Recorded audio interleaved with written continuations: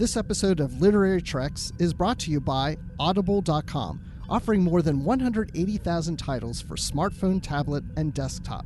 To get a free audiobook of your choice and to help Trek FM at the same time, visit audibletrial.com/trekfm. And also by Enterprise in Space, an international program of the nonprofit National Space Society. Find out how you can help science and education and become a virtual crew member aboard the NSS Enterprise Orbiter by visiting enterpriseinspace.org. And if you want to join the conversation and share your thoughts on this episode, join the Babel Conference, our listeners group on Facebook. Just type BABEL into the Facebook search field. We look forward to seeing you there. Hey everyone, I'm Rod Roddenberry, and you're listening to Trek FM.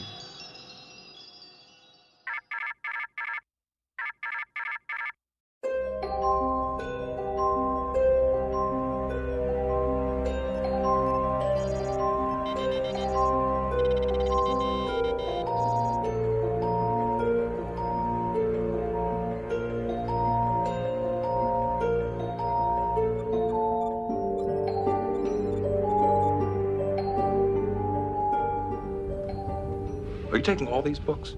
I thought I'd take some light reading, in case I got bored. Welcome, everyone, to another episode of Literary Treks, your dedicated Star Trek books and comics show here on the Trek FM network. And we've got a special thing for you today. We're recording this opening news segment from the 2018 STLV convention in Las Vegas. But of course, I can't record it alone. So with me live for the first time in the same room is my co-host, Bruce Gibson. Bruce, you're here. I'm looking right across at you like we always do, but you're not on a flat screen. Yeah, I'm seeing your actual face. You know, you had this really cool thing you were saying the other day that we've never actually seen our faces. We've seen and heard each other kind of compressed into ones and zeros and sent through internet tubes, right, and then reconfigured. So this is really cool. Right. How's it going? I'm doing great. So far, it's been a great show. And, you know, I was hoping we'd come here and get something out of the show besides just, oh, well, you know, there might be some novels coming out soon, whatever. But that's something we're going to talk about. But, of course, on our feature day is A Time to Harvest, which is cool because Kevin Dilmore wrote that with Dayton Ward, and we've seen Kevin several times here at the show. Yeah, definitely, and even talked to him a bit about the novels that he's written with Dayton Ward, including A Time to Sow and A Time to Harvest, and the Vanguard novels and all that stuff. So it's really cool catching up with him. We couldn't get him on the show, unfortunately, but we're really excited to talk about his novel, along with Dayton Ward, A Time to Harvest. But first, I'm sure the news that we've all been waiting for, I'm sure you all have already heard, but in case you haven't, we've got some huge news that was just announced at the Star Trek Las Vegas convention. And Bruce, I don't even know if I can say it without weeping with joy. The big news, Dan has written a Star Trek novel that will be published now. No. No, the big news is that we do have 3 new novels announced in early 2019. Yes, you heard it, new Star Trek novels in early 2019. We're talking in January, March, and April. So it's quite exciting. And the first one that will be coming out is a Star Trek Discovery novel, The Way to the Stars, written by Star Trek author Una McCormack. That's coming in January. This is so cool. I saw somebody write this online, and I can't agree more. I can't take credit for this, but it totally makes sense to me. An Una McCormack written novel about Sylvia Tilly is the thing that I didn't know I needed until I heard about it. It's so perfect. It's so great. So we do have a blurb. Well, first of all, we do have a cover for that one as well.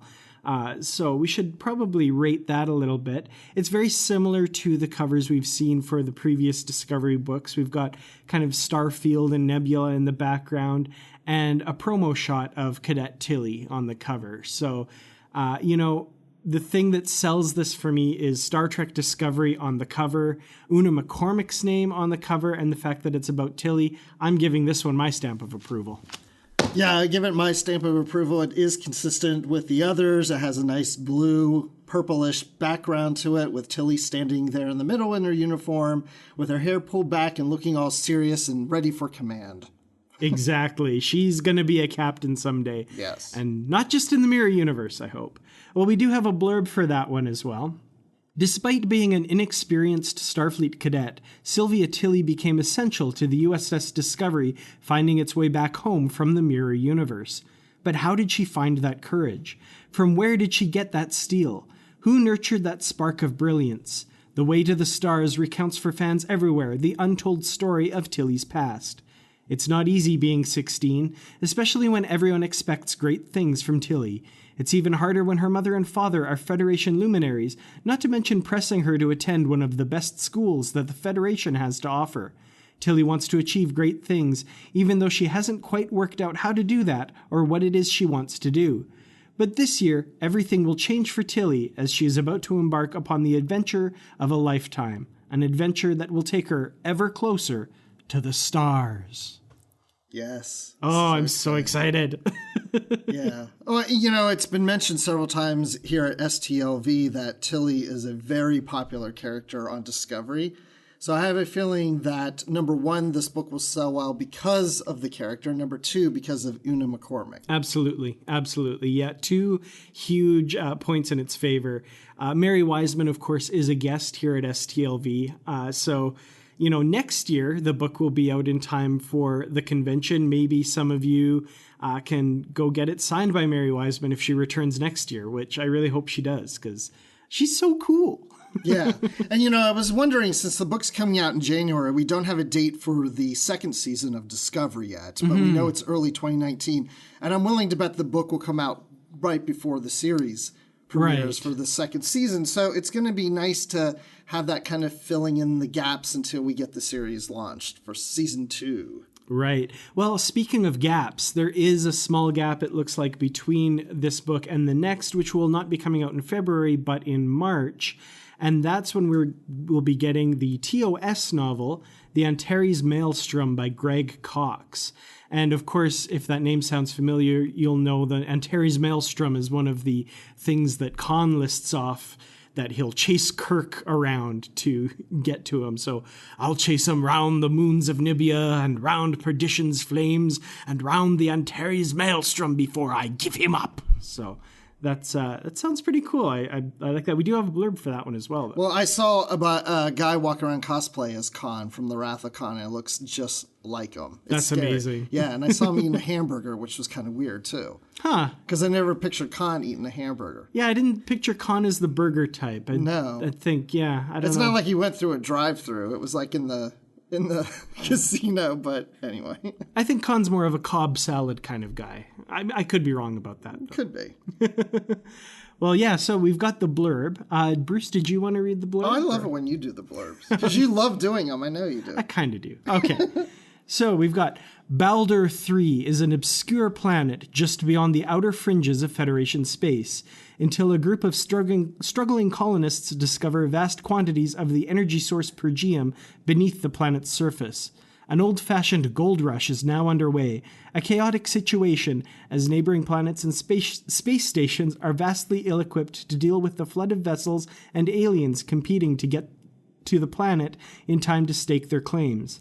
Although Baldur 3 isn't technically under Federation jurisdiction, Captain James T. Kirk and the crew of the Enterprise are soon diverted to deal with the crisis, one which lies on the other side of the dangerous area of space known as the Antares Maelstrom. Yes. And they did mention that this is going to take place during the 5-year mission. Yes, that's right. So, yeah, quite interested in that. And then April. Oh, I'm excited for this one. Oh my gosh.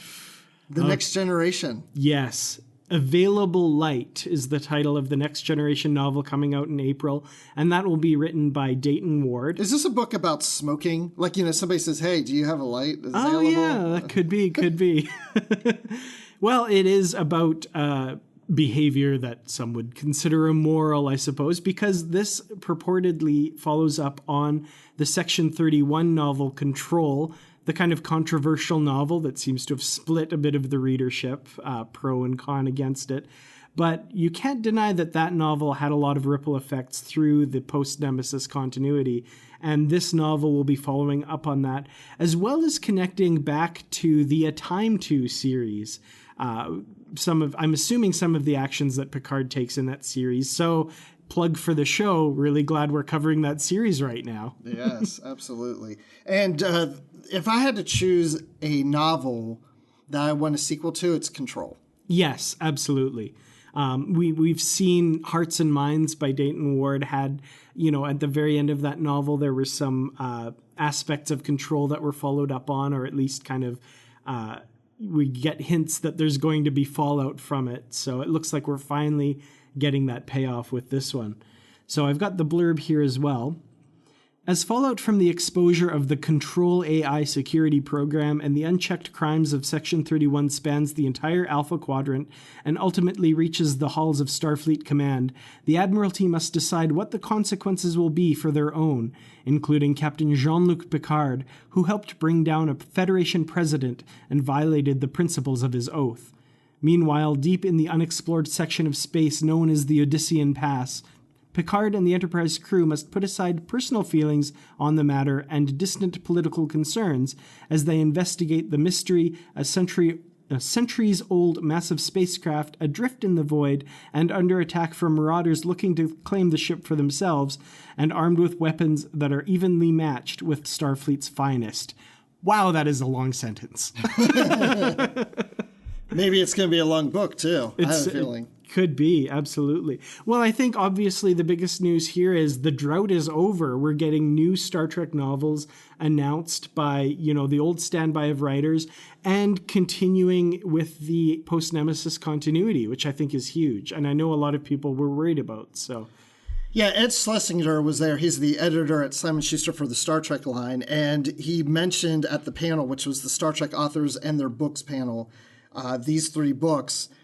He didn't announce anything afterwards, but he did say there are more books coming. They just can't announce them yet. So it's not just these 3. There are more coming. And then later on the panel it was mentioned that we're going to see a lot more of Discovery novels. So right now, if you just look at those first few months of 2019, if that's how it keeps going, then we'll probably see for every 3 novels might be a Discovery, is what I'm expecting. That kind of makes sense.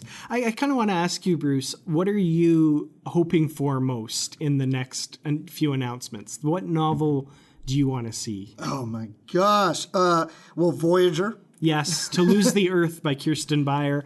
Not announced as far as a date, but we know that she is working on it. She talked about it when she was on the show last. So that's very good. Yes, we want that one soon for sure. Yeah, I think because I know that we're getting Discovery novels and we always get something from TNG and TOS, I would like to see DS9 revisited from where we left off before with Original Sin, and also... what about Enterprise? Yeah, continuation of the Rise of the Federation series by Christopher L. Bennett. I'd really like to see another announcement in that series because that's a really fun area of Star Trek history, and I think there's a lot more to be mined there.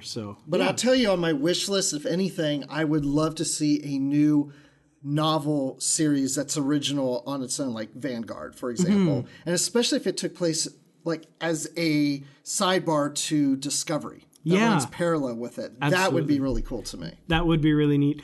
Also, we do know that Alex Kurtzman has signed this deal to expand the Star Trek television universe. No official announcements as of this recording. We've still got 3 more days of convention, so maybe there'll be something there. But, I'd like to see, of course, novels tying into whatever comes out of that deal as well, which, hopefully they do, so... Yeah. Well, and we're getting a comic of Star Trek and Transformers, which we talked about before. And I have to mention that I've heard a lot of people talking about that at the show. A lot of people are very excited about Star Trek Transformers. And these are mostly people who don't read comics that often. It's kind of one of those things that, it's such a kind of out there idea that I think a lot of people are going to kind of go, well, I kind of want to see what that looks like. Yeah. So... yeah, no, lots of really cool stuff coming up on the horizon and lots more that's going to be announced in the future. So watch this space, as they say. We've got a lot more to come. Yeah, we'll be covering it all, of course. Absolutely. It's what we do. But in the meantime, what do you say we hop over to the feature and talk about A Time to Harvest? Okay, if you think we should, okay, let's do it. So, as I just mentioned, the novel we're talking about this week is A Time to Harvest by Dayton Ward and Kevin Dilmore. This is the fourth book in the A Time To series, and the conclusion to the second duology in that series. Both books by Dayton Ward and Kevin Dilmore. The first one was A Time to Sow, we talked about a few episodes ago, and now we're moving on to the conclusion of that part of the story. So we basically, in the first part, had the Enterprise encountering the Dokallans, who endured a planetary disaster. Their planet was destroyed, but a few survivors managed to kind of eke out an existence in an asteroid field and build kind of an impressive civilization, and at the same time also work towards their goal of terraforming a nearby planet. And in the midst of all of that, the Enterprise finds them and manages to save a bunch of them when one of their habitats is having a malfunction and exploding. And we kind of slowly learn that there's some sort of conspiracy going on in the background. And Geordi and Torek are close to uncovering some clues, and they're being chased through an asteroid field. In the meantime, the Enterprise is on its way to help out another part of the colony that's having some problems.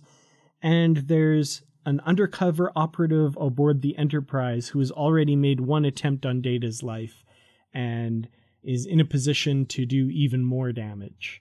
So yeah, that's kind of where we find ourselves going into this second book. So first impressions, Bruce, what did you think of maybe the first part of the story, and what were your expectations going into this one? What worked for me about the way this book started off was there was a lot of exposition of what happened in the previous book. It was catching you up on things. It was reminding me of what happened, because, sometimes if you read a book and then you move on to some other books and then you come to a part two or a continuation of a book that was read a few books back, sometimes you need that little refresher. So it does a good job of catching you up on things. And even if you didn't read A Time to Sow and just went to A Time to Harvest, you won't get lost, because they do a good job of explaining what happened in the previous book. And yeah, that's Dayton Ward and Kevin Dilmore, which we invited to be on this episode of the newest Literary Treks, but they were too busy. Well, not too busy, but their schedules didn't work with our schedules. But no, I liked how it started off, because it kind of started off with a lot of adventure, like you're saying, with them being chased, and it was reminding me, we don't know who's up to this menace of affecting the terraforming and affecting the destruction of the colonies and killing this race of beings. And there's just a lot of going on in the beginning that it got me really intrigued and back into this book of, oh yeah. Now I remember why this was getting good. Now let's get into it. Yeah, that's one thing I found. A lot of my complaints about the first duology by John Vornholt, for some reason I didn't feel the same about this one. So I was kind of annoyed that it was split into two books, that first duology, and that, it wasn't a complete story without the two of them. But I would say that applies equally to this set, but I'm less annoyed by it. Because, and I hate to say this, quite frankly, I think this is just a better story. I'm much more into this. I'm enjoying the stakes a lot more. And I'm really digging this story and the mystery of what's going on here. So, like I said, it's continuing the story from A Time to Sow. We've got the Enterprise in this system, and we kind of soon learn that there's more than just the one operative aboard the Enterprise. And they're working towards some sort of unknown goal at this time.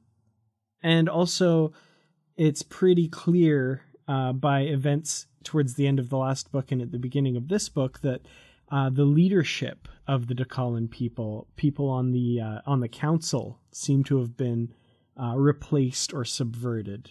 We know the security minister, Kraj, I think his name is. I'm not sure how to pronounce it. Kraj.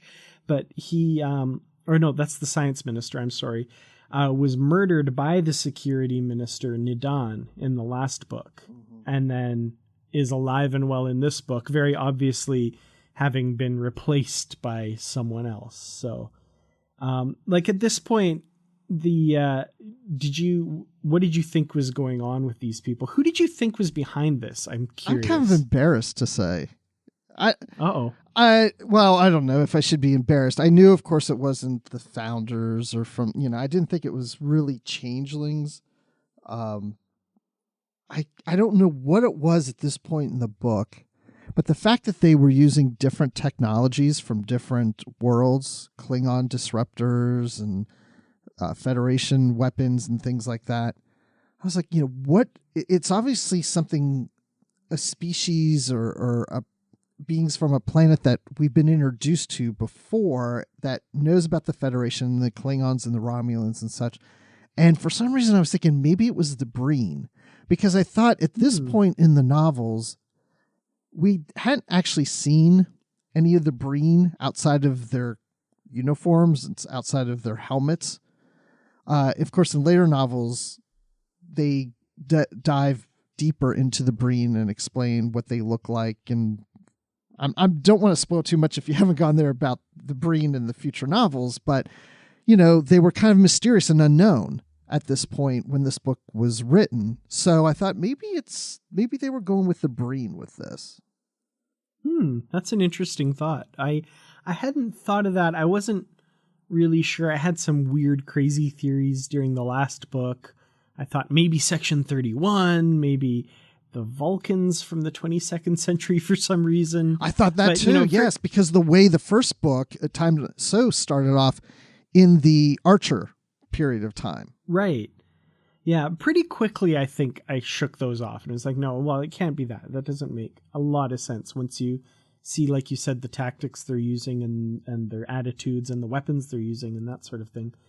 But I really did like, because of the time period it's set in, the Dominion War is not that far in the past. So I liked that there was that paranoia there, that maybe it was the founders replacing people.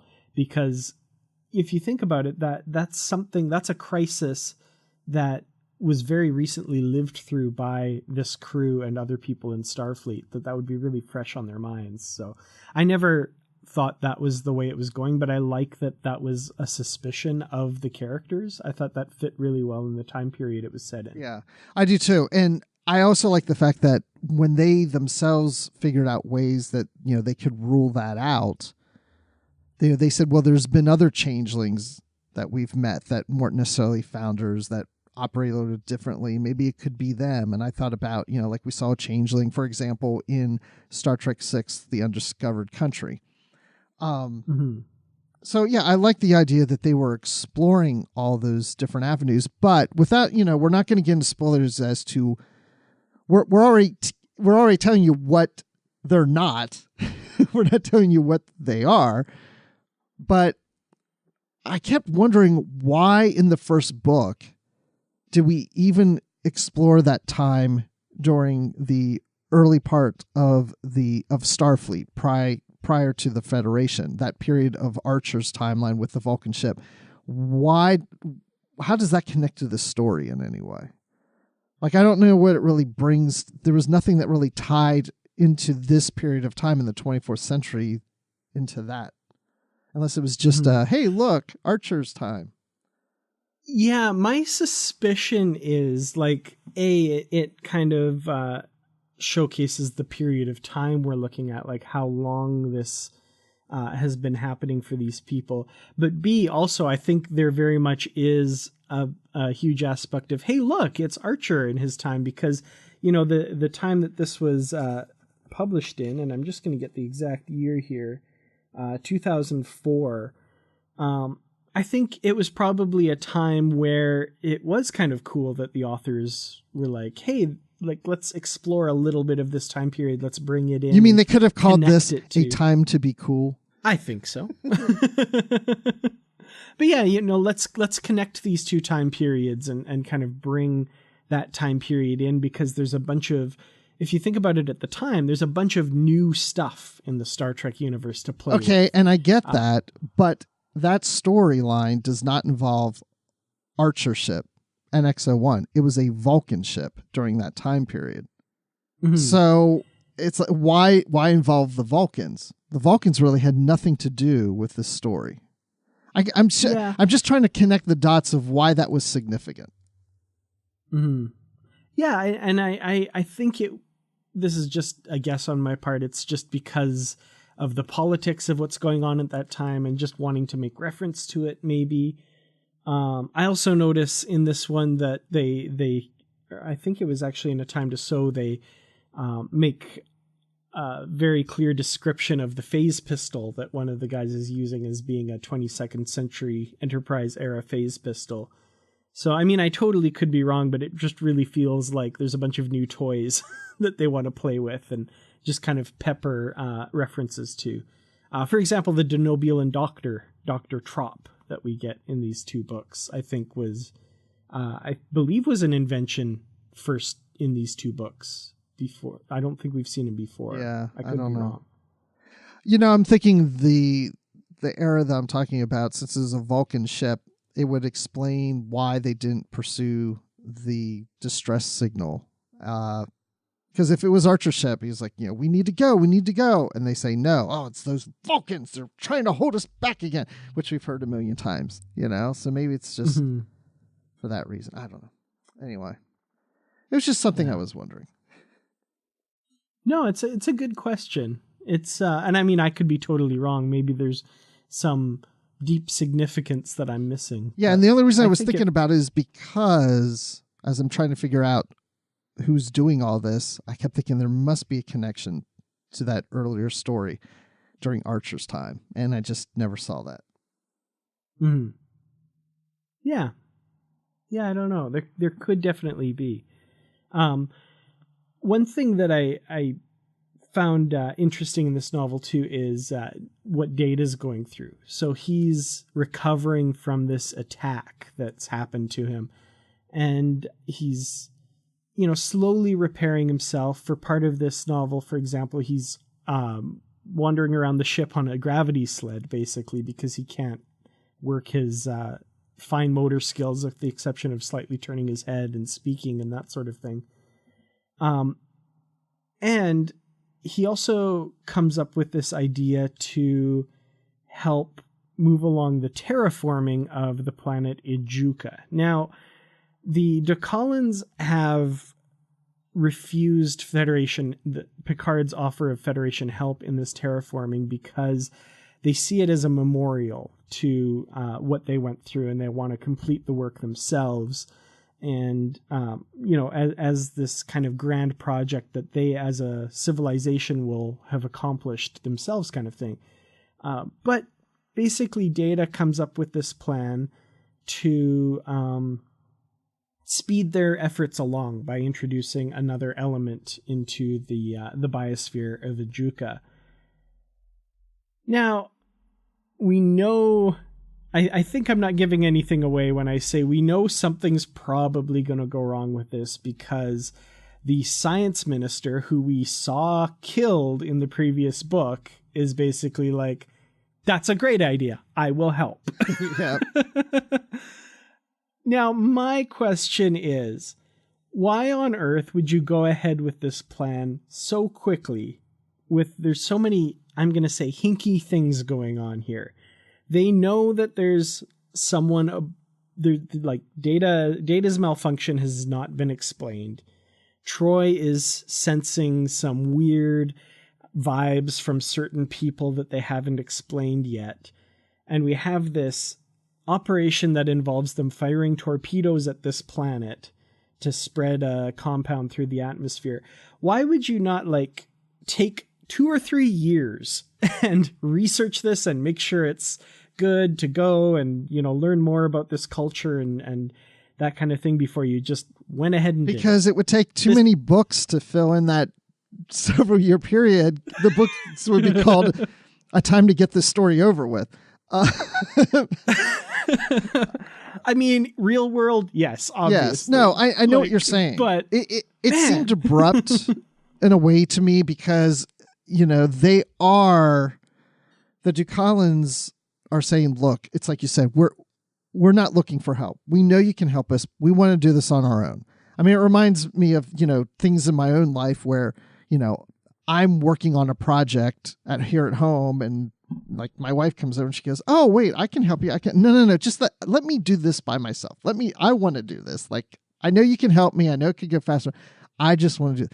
So they're working kind of from that standpoint, even to the point that Picard and crew say, look, instead of terraforming this planet, we can show you other Class M planets or planets that work for your species that you don't have to terraform. We just can show you where these planets are and help you get there. And they said, no. We want to do this.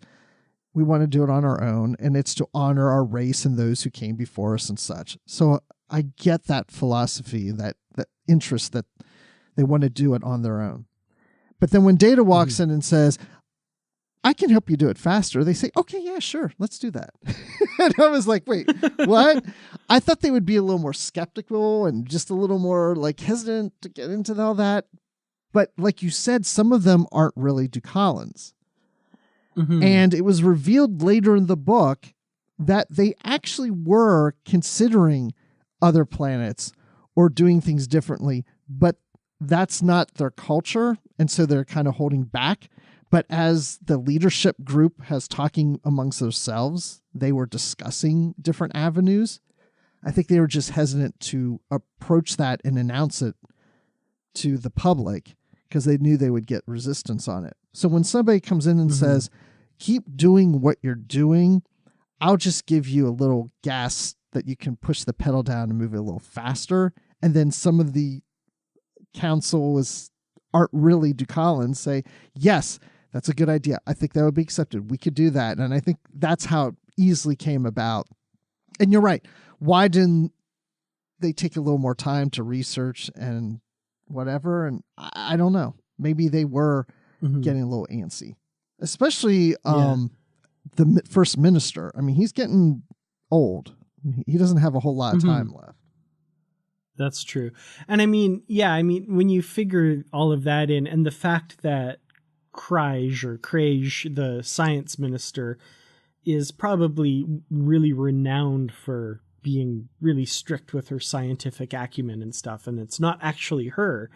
I guess if she's giving the advice, you would probably because she could be like she's proven the herself. Einstein in a sense of their world. And if Einstein's like, oh, we shouldn't do this, we shouldn't do that, and then an android shows up and says, I can help you do this, and Einstein says, that would actually be a good idea. Then you'd be like, oh, if Einstein says it's good, we should do it. And then on the Enterprise side, I guess I'm kind of answering my own question in my head. I'm like, why would Picard so quickly go with this plan, though?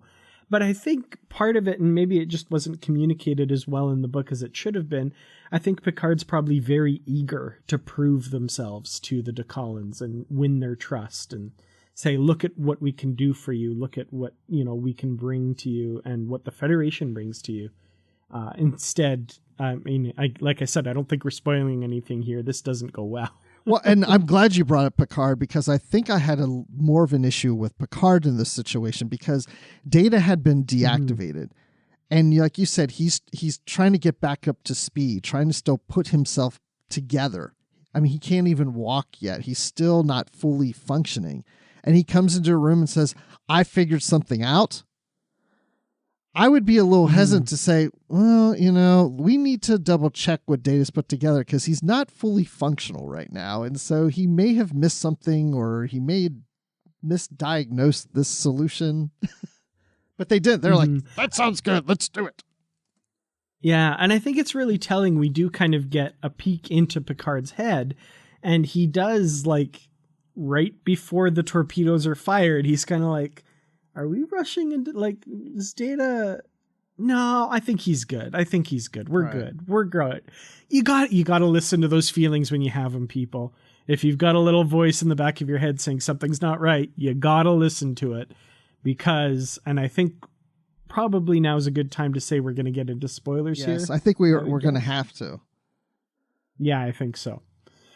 So they fire these torpedoes, and this material is dispersed in Ijuuka's atmosphere, and they're monitoring it, and Data at the back of the bridge basically kind of goes, something's not right here.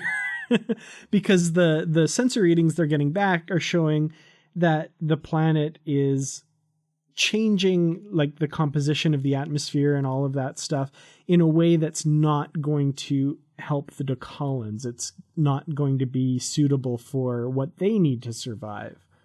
And it becomes pretty clear pretty fast that whoever's behind what's going on here has subverted this experiment through their operative, who's posing as the science minister. They've subverted it to their own ends. And it's not good. The end. No. Yeah, things look pretty bleak at this moment. And I have to say, I was really almost surprised at how well the Dokallans took it.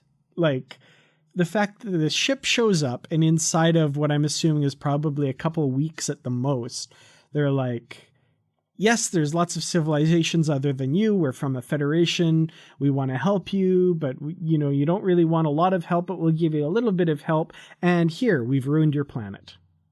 Like, they're pretty, like, they're understandably pretty ticked, but at the same time, they're very understanding. Hijatin, or however you pronounce his name, the first minister especially, is pretty gracious in his words. He's like, obviously dealing with a lot of stuff and not happy, but he's kind of like, we understand the spirit in which you've come here, and we'll deal with this kind of thing. And I'm like, really? You're not gonna, like, kick their asses out right now?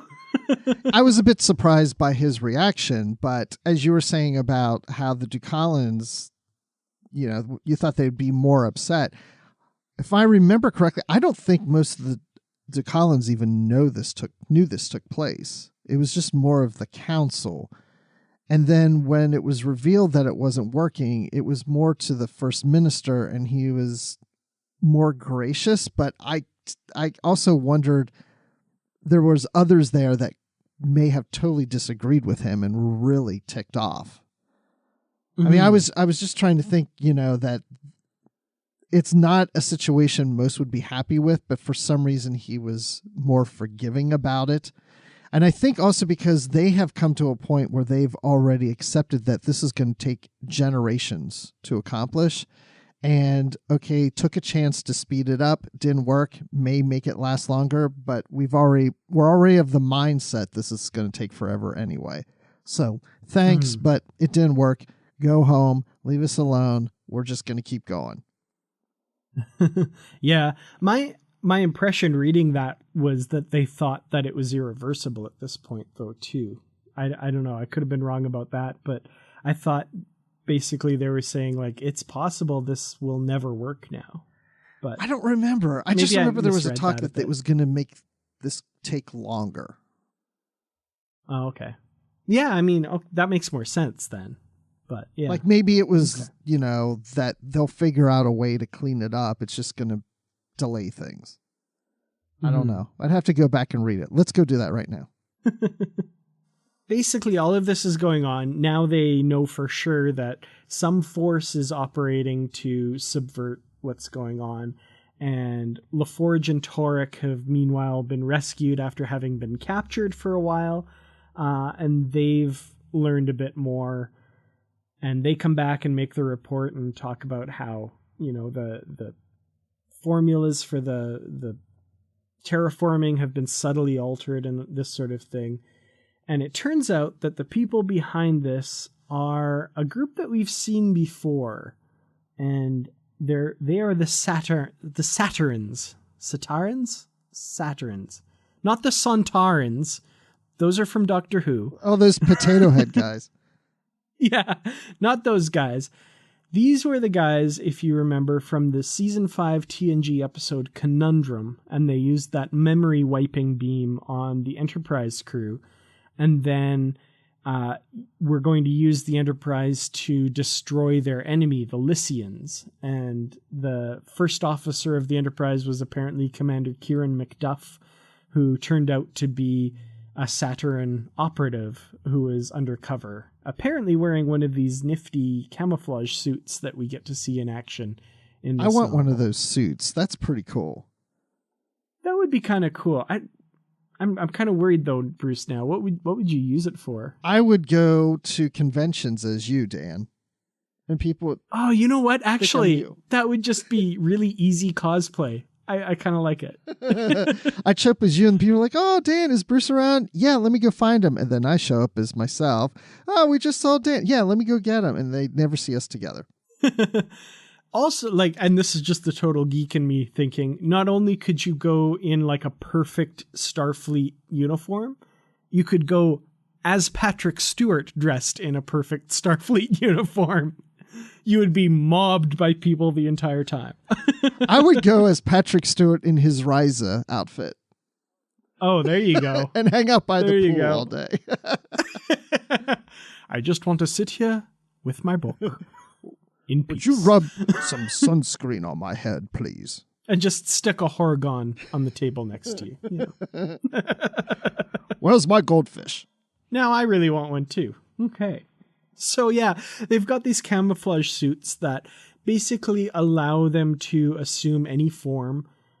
So what's happening is we saw in the last novel, this operative Kalsha killed Lieutenant Dix to assume his appearance, an Andorian engineer. And he's still at large on the Enterprise, along with, we find out, a number of other operatives. And then, of course, a ton of them throughout the Dokallans on their High Council and presumably elsewhere in their population, keeping an eye on things as well. So what did you think when we found out it was these guys, kind of linking back to that episode? The first thought I had was, oh, I need to go watch that episode. It's been a while, and I never got the chance to do it. I wanted to too, and I didn't get a chance either. I guess I was okay with it. I didn't have an issue with it. It wasn't something I was like, oh, wow, that's really cool. Oh, I love that. But I thought it was an interesting concept. It actually works for this. And then we even have the brother of that first officer in this, the brother of Macduff, who's, I guess Macduff is the MacGuffin of this story.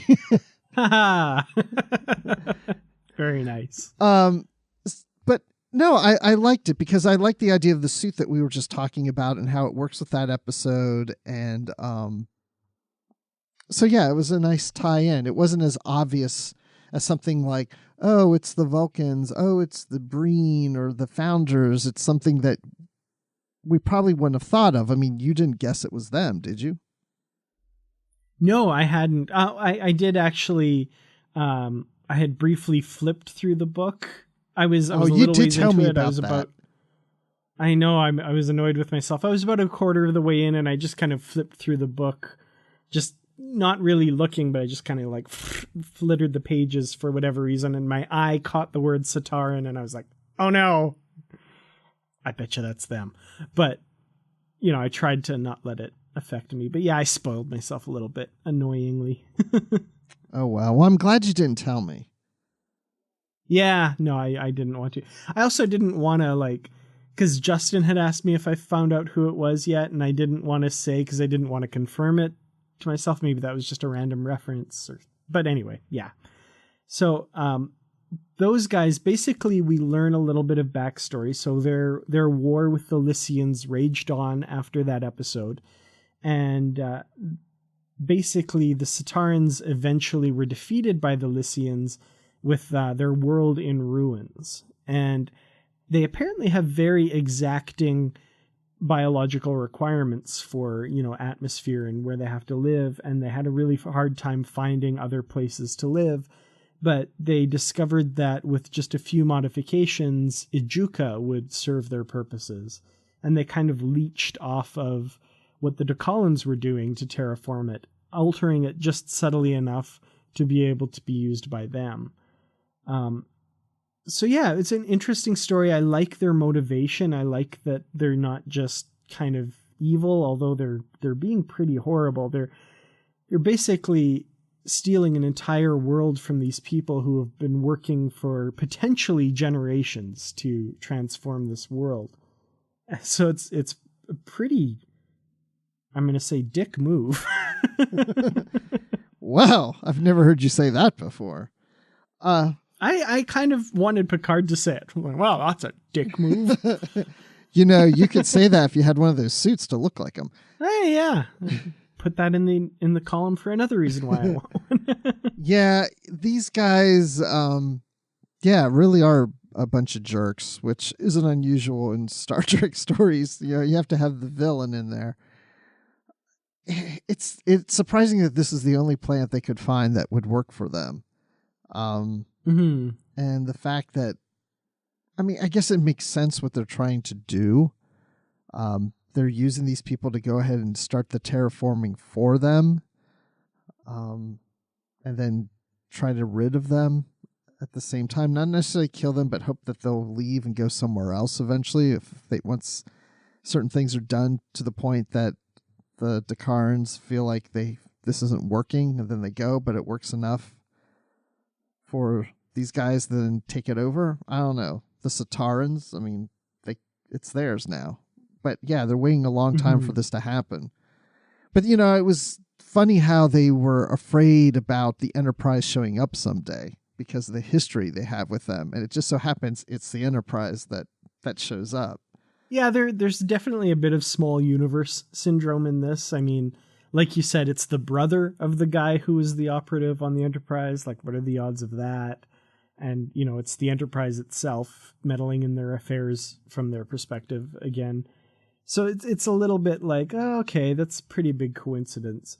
I did like that they used an antagonist that we've seen briefly in the past. I thought that was a good idea rather than creating some other species that we've never heard of. I really like that they kind of link it back to that. But, there seems to be, like I said, a lot of coincidences to make this line up perfectly and that sort of thing. As far as the Satarrans themselves, I really liked a lot of the characterizations of some of the characters. A lot of them weren't, mustache twirling villains. We had the operatives on the Enterprise who, like, for example, Kalsha is really reluctant to kill. He doesn't want to kill. He did kill Lieutenant Dix, but that was like a spur of the moment. There was no other way out kind of thing. And every other time, he manages to find a way around killing and instead incapacitating people and hiding them away, which actually ends up kind of being their downfall because those bodies are those people are discovered. In a couple cases, bodies, because some of the other operatives do kill people as well. So, yeah, I liked that, they were well-rounded people. They weren't just like, ooh, I'm evil and being evil kind of thing. Yeah, they all had their own personalities. They didn't come across as and in their personality as being evil. They're just on a mission to do what they're doing. And some are very sensitive to not killing, and others are a little more apt to do it if they need to. One thing I also liked about the book is we saw an Andorian, which they took the disguise of Dix as the Andorian, and you don't really see many Andorians on the Enterprise D or E.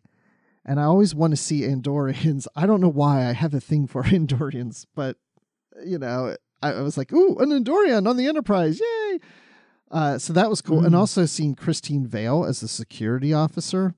And I'm so used to her as being the first officer of the Titan with Riker that I loved, seeing her. Because I didn't read these books before, and I really love Vale. And I guess this is the first introduction of her was in these books.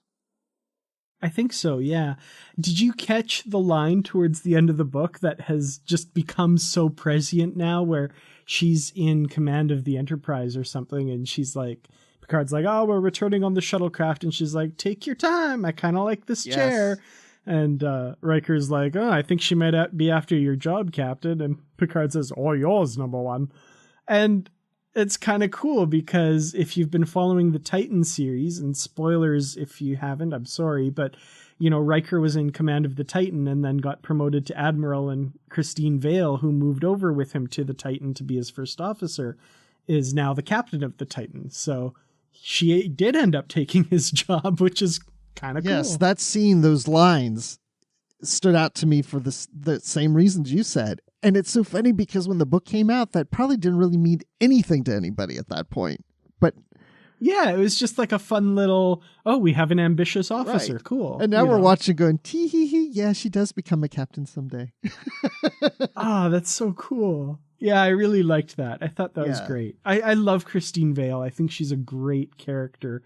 I love that, she's a tactical officer / security officer who does move on and up and out and has a further career beyond this kind of thing. So that's really cool. That's awesome. Yeah, I like that. And, but going back to the Satarrans, I really did enjoy them as, I guess, the villain of this book. In a lot of ways, they're very similar to the Dokallans in the fact that, of course, they're both trying to save their species and find new worlds for themselves to harvest, to live on.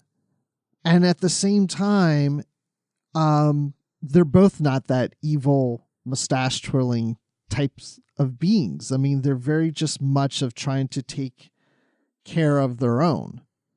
And, in the fact that the Dokallans don't want help. And in a sense, the Satarrans never looked for help from anybody else, except allowing the Dokallans to do the work for them, but secretly doing it. I'm just saying that it was just they weren't this. Neither one of them were very aggressive. They're just both taking their times and trying to be very savvy and very calculating to get to where they need to go to save their races.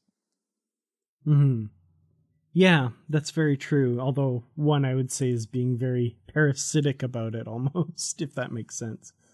But speaking of which, I really, one of the basic big reasons that I love Star Trek is it's something that allows us to look at maybe not how we are, but how we can be. And this is where, I would stand up on a soapbox and the plinky sentimental music would start playing in the background.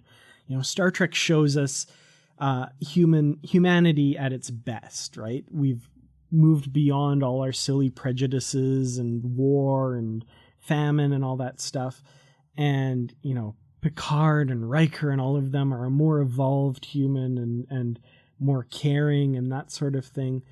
And the end of this book, I think, really showcases Starfleet and Federation principles really well, because the Satarrans have perpetrated these pretty horrible crimes. They've killed leadership people in the Dokallan race and taken over them and subverted the efforts of this people to their own whims, basically creating a homeless group of people because they have all these hopes put on this planet and stuff. But after all of that, Picard says to the leader of the Satarrans, or at least the leader of this group that's doing this, that, the Federation will help you to find a new home, whether that's to clean up the environmental damage of your current home planet or to help you find somewhere else that we could terraform or convert, for your use and that sort of thing. And he basically says back to Picard, like, after everything we've done, after all of what we've done to the Dokallans and to you, you're still willing to do that? And Picard says to him, yes, that's what we do. That's what the Federation does, And I was just like, single tear, like, the Federation, you guys are the best. I don't know that I could do that. I think if I were in Picard's place as an unevolved 21st century human who's still a product of his admittedly very petty world, I don't think I could do that. I think I'd be like, I'm going to throw you in particular in prison, and I can't in good conscience reward what you've done here. And I love that Picard I don't know, extends Dan. that. I kind of disagree. I think you would do what Picard did. I think you would look at it as he did, as this is something that the Satarran leadership has done wrong and will be punished and locked up, but you're not going to punish the whole species. You're not going to punish the whole planet for what the few leaders did. Yeah, I guess that's true. That's true. It's my anger would be directed at the individuals who perpetrated this for sure. So yeah, I guess. Yeah, you're I mean, right. think of some, the countries in our world that there's issues with, and you wouldn't hold the people of the country. You'd hold the leadership. That's true. I mean, okay, yeah, you're right. If I really sat and thought about it, I'd be like, yeah. See, okay. I knew that Starfleet officer is deep inside of you. I would so totally punch that guy out there, at least. Like, Picard's still nicer than I would have been. I'd be like, hold him, number one.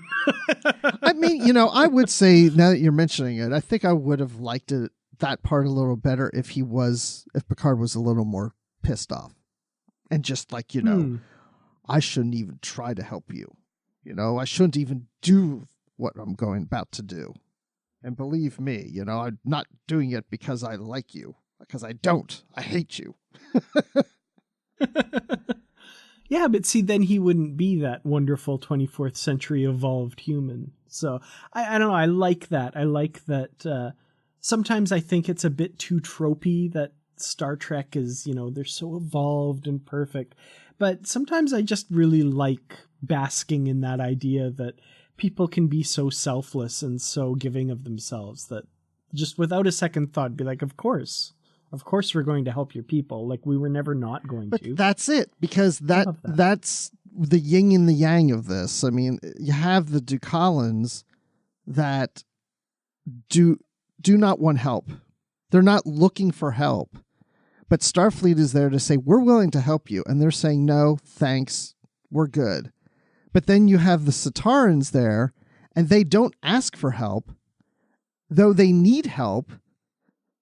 And yet, because they don't ask for help, they're not getting help from Starfleet. And when Starfleet identifies them as needing help, they're there to help them. If they had only just asked, And it really would make sense if both races just would, suck it up and ask for help, listen to what could be done, and then decide if they want to go that route or not, as opposed to waiting for, being there and Starfleet comes and tells you, hey, we can help you. No, thank you. Well, no, listen to what they can do. Maybe they can speed things up. Maybe there's something there that could really benefit you, and you still have that honor and that promise to do it on your own, but then just take a little bit of help to get you there a little faster. And, if you're, instead of taking advantage of another race and what they're doing to the go ahead and ask for help of Starfleet. They're already aware of the Federation and all these other worlds. Why don't they go and ask somebody? Why didn't they go and ask the Klingons or the Romulans or the Federation or anybody and just say, hey, there are so many billions of worlds out there. Can you find one that fits us so we don't have to terrorize these guys? Yeah, no, that's totally true. And I think if we're looking for a theme of this story, it would probably be don't be afraid to ask for help. I think that summarizes it perfectly. I mean, maybe the Dokallans did regret having a bit of Federation help when it looked like their world was going to be in ruins and they weren't going to be able to move in like they figured they would be able to. But, in the long run, to use all the cliches, we're all in this together and, let's help a brother out, I really like that. I like that idea that all you need to do is ask for help and help will be there. That's yes, awesome. all of this could have been avoided if both races just asked for help. So I guess on that note, there's a bunch about this book we didn't quite talk about yet either. There's a whole secondary issue with the Dokallans with regards to their reliance on the radiation in the asteroid belt, because basically they've inoculated themselves over the years to it to the point where they're actually dependent on it to live. So there's some question as to whether or not they'll ever be able to leave the area and settle another planet, or if they have to spend the rest of their civilization's life where they are. And this was interestingly a question that wasn't completely resolved in the novel, which I thought was an interesting choice. Basically, we get Crusher at the end saying she's going to keep researching it and, work with the Dokallan doctors to try and overcome this. But they don't resolve that by the end, which is an interesting way to handle that. That's a good point. Yeah, they never did really come to a solution with the radiation situation because, they were on this asteroid colony, and because of the radiation, people were getting sick, and so they had to come up with some type of medicine that would keep them from getting sick from the radiation. If anything, it turned them to be dependent on the radiation. So to remove the radiation was actually having an effect on them, a negative effect on them. So what do you do? And that was never really answered. So now I'm starting to wonder why that was even introduced in the book. Well, I think it was to make the stakes of what the Satarrans were doing even more. So they're going to take this world from the Dokallans, and then the Dokallans literally have nowhere else to go because they can't leave the system because of this reliance on the radiation. I did like the way it ended because it was on a hopeful note. I think from what we read, like they're eventually going to figure out a cure for this and get them over it. But basically, Beverly says like she'll keep working on it and she'll keep researching, and all my research will be at your disposal and we'll figure it out, kind of thing. There's an interesting.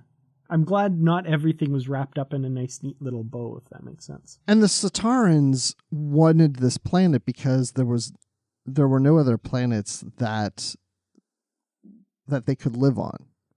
So it makes me wonder if they were dependent on something themselves that they had created that only this planet had. So maybe there's a parallel between the two. It's not identified in here, but what is it makes the Satarrans so unique that there's only one other planet that they can live on?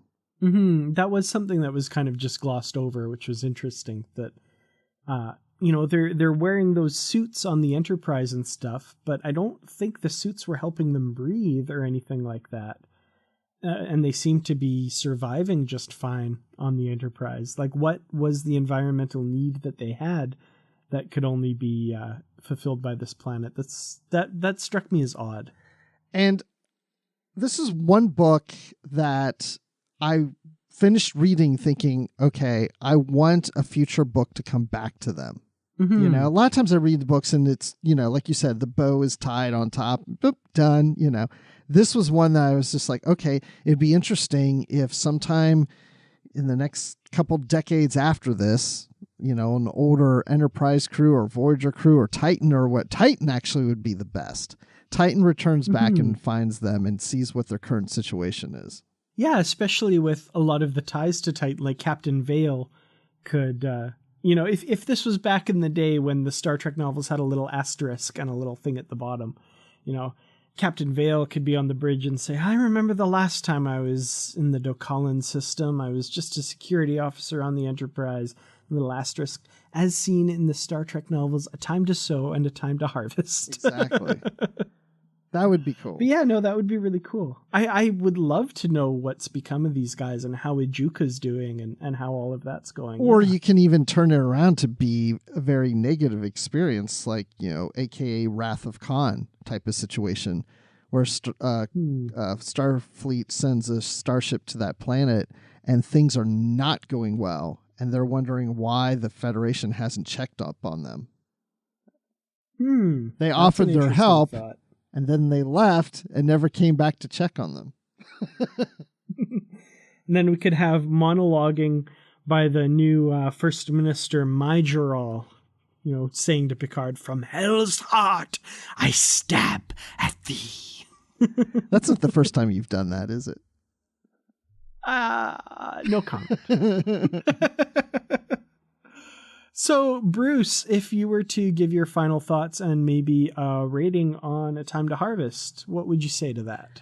I would say that this is a good follow-up to A Time to Sow. It's a good chapter in the Time to series.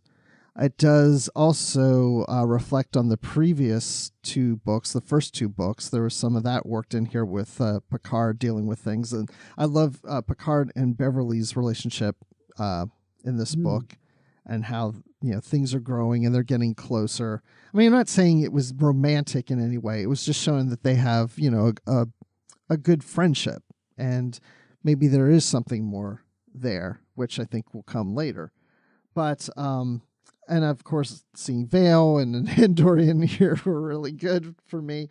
But, no, I think for everything that we've just said, I think the whole Dokallans were interesting in how they're terraforming the planet and not wanting help. And there was a lot of adventure in that, and the mystery of who was preventing things from happening. So it had me guessing. I wouldn't say it was like, you know, that big of a mystery book, but it was something I did kept trying to figure out. Who are these people? Who are these people? Who are these people? And it's the Satarrans. And it wasn't like oh my gosh, it was just oh, okay, yeah, okay, that's cool, that's interesting, I can see that. It was kind of like that. So, I mean, I really enjoyed the book, and I would recommend it. So I would say that I give it 4 MacDuffins out of 5. Nice. I like it. Yeah, I think I agree with a lot of what you said. I really liked how it wrapped up the story. I think, like the duology, A Time to Be Born and A Time to Die, I was really disappointed in how that wrapped up. But this one, I think Dayton Ward and Kevin Dilmore just really stick the finish. Like, they really finished up the story in a really interesting and compelling way. I really like the Dokallans, and like I said, I want to revisit them someday. I'd love to go back here, or at least even just have them mentioned, you know, what's going on, how they're doing, and that sort of thing. I think all of the secondary characters were really well written and interesting. And the moment when the new First Minister, Majorel, presents Picard with the gift of Hajatan's journals translated into English, that was beautiful. Like, I just, you know, if it was a television show or a movie, like, I might have welled up a little bit at that point, because, like, it was just so good. You know, it was really a warm moment. We've spent, you know, 2 books with these people. We've invested a lot of time about learning about them and their culture. And it really felt like just a nice bookend to the tale of the Dokallans. So, yeah, definitely really enjoyed this one. A few little weird things with the plot moving along too fast and stuff kind of done for dramatic purpose rather than it making really logical sense. But, you know, that stuff's pretty minor when it comes to telling the story. So, yeah, I'd have to give this one 4 out of 5 torpedoes containing philosium detonated in Ijuuka's atmosphere. But these ones make Ijuuka better. They do good things rather than mess it up. That's good, yes, because you want them to be able to live there happily ever after. Well, I really want to get my cosplay on now, because, you know, this whole idea of the Satarrans or the Satarrans or the Katarrans, Dadarans, whatever, they all sound alike to me right now. But the Satarrans, you know, having that shield, the uniforms on, that they can just holographically project something else onto themselves as another person, is pretty cool. Yeah, it absolutely is. And that reminds me, because we're going to be going to Star Trek Las Vegas here right away. Actually, we'll, I think, be there when this episode comes out, if I'm not mistaken. Something like that, yeah. Yeah. I gotta ask, are you into cosplay? Will you be cosplaying? I will not. Will you? Okay. All right. I'm not really into cosplay. I do have one costume that I had made one year when they were like, you know, get everybody on board to break the record number of Star Trek cosplayers in one place at a time. So I do have one costume. Maybe I'll bring. I don't know. I haven't broken it out in a while. Although I did wear it for a recent Halloween. So. Oh, really? I'm trying to think what that is. Yeah. I want to be surprised. Don't tell me if you wear it. No. Okay, I won't tell you. I don't cosplay just because, number one, it takes some effort to put all that together, and I just don't want to think about it. You know. And number two, the main reason is I just like being comfortable. It's like I just love being in like jeans and a t-shirt and sneakers and just running all around. I've known so many cosplayers that after a while they're like, I need to go back up to my room. My feet are killing me in these boots, or this. And I mean, it's a lot of fun and all that. But I will say that if I cosplay, it'd probably be a bit annoying. Anybody who's listening to this now who thinks I'm annoying, I'd be really annoying in cosplay because I would so take on the character at all times. I think that's one of the problems I have is the idea of getting into costume. This is the same thing with Halloween and everything. The idea of being in a costume to me is I just want to play the character the whole time. And if I was a pirate, you'd be like, I'm really getting sick and tired of Bruce keep going around going, aye, mate. Awesome. Yeah, my one costume is very low key. And it's very comfortable. So these people that go like dressed as full out Borg with fiber optics and flashing lights, or, full Klingon leather outfit and makeup and stuff, like all the power to them. I could never do that. Oh, I think I know my favorite cosplay for me would be wearing just the black disco shirt and stuff, looking like I'm working out on Discovery, because that's how I want to dress all the time. I really want one of those shirts. That's on my list to get in Vegas because StarTrek.com, I love the products you have there. It looks really cool, but the shipping to Canada is ridiculous. Get that sorted. Oh, I had issues getting mine from just being here in the States. My mom ordered it for me for Christmas, and it took like 2 months. Like 2 months after Christmas. It's not even... That's insane. Like, it's not even that. It's just the cost for shipping when it's like more than the price of the item. No, that's not going to happen. Well, it's been fun in quotes, talking about ridiculous shipping prices today, but it's not the only thing we've been discussing on the network. So here's a quick look at some of the other things you may have missed elsewhere on Trek FM. Previously on Trek.fm. The Edge, a Star Trek Discovery podcast. It's a white uniform, and you're dealing with medical blood, all this other stuff, fluids. Yeah. That thing ain't gonna stay white. So in my head, they're treated that it just doesn't even stick. It just repels off it. Earl Grey.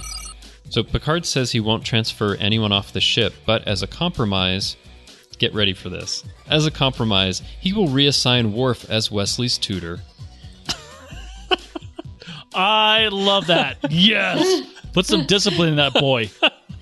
Oh my gosh, that's so funny. This is like a choice you could, I don't know. I would imagine. Man, I really like this story you now. Like it? Yeah. There's more later, but yeah, Worf as Wesley's tutor. Melodic Treks. And, I talked to the producers when I first did the show, and the first thing they had me do was take a combination of the dun da da da da da da, the Sandy Courage wonderful horn theme, and Jerry's da da da da da, his theme for the first movie, and make a theme out of those and combine them.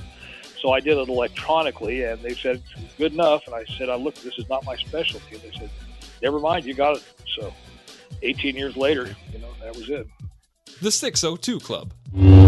I did definitely feel what you're saying, Matt, like it was a Bond greatest hits in that opening sequence.